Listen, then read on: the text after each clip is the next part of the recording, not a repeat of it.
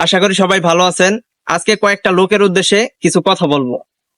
মানে কিছু লোক আহ কথা বলে আর কি, এইভাবে কথা বলে যে তুমি এই সময়টা এখানে ইনভেস্ট না করে অন্য কোনো কাজে ইনভেস্ট করলেও তোমার লাভ হইতো।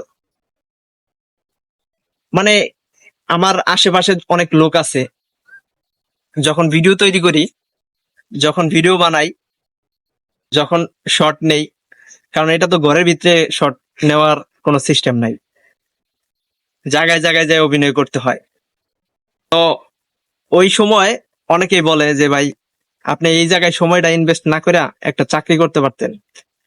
যদিও আমি একটা চাকরি করি, চাকরির পাশাপাশি ভিডিও তৈরি করি, কারণ আমার জবটা এমন যে আমার কাজ শেষ হলে আমার ডিউটি ক্লোজ, এরকম জাস্ট।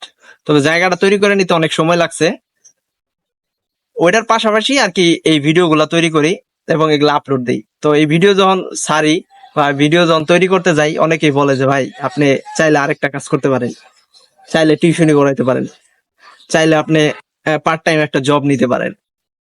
তো আমি তাদের উদ্দেশ্যে বলতাছি, ভাই আমি চাইলে আরেকজনের জব করতে পারবো, এই সময়টা আমার কাছে আছে এবং আমি টাকাও পাবো আর কি, মান্থলি একটা টাকাও পাবো যদি আমি আরেকজনের কাজ করি।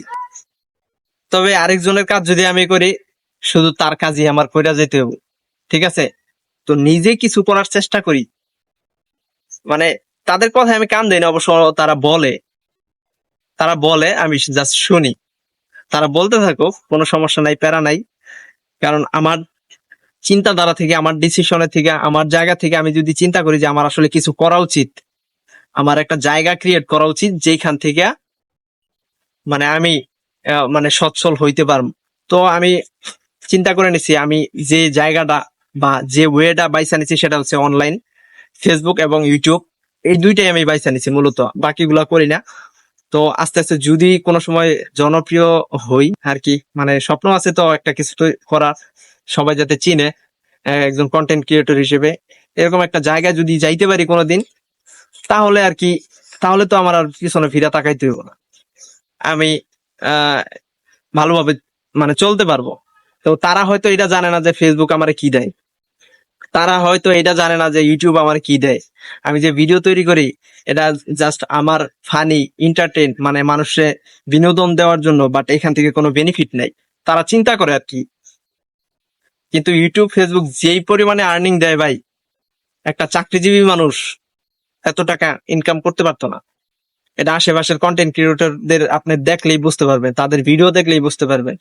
তাদের ভিডিও কি, আপনি তাদের স্টাইল, চলার স্টাইল, তাদের যেই পরিমাণ টাকা খরচ করে, তাদের এই স্টাইল গুলো দেখলে আপনি বুঝতে পারবেন যে আসলে সে মাসে কত টাকা ইনকাম করে।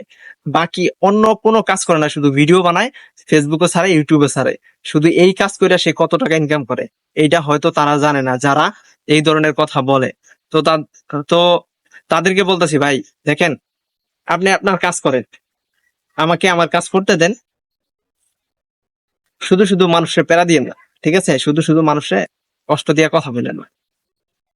তো যাই হোক, যারা এই কথা বলে, তারাও হয়তো ভালোর জন্যই বলে আমার।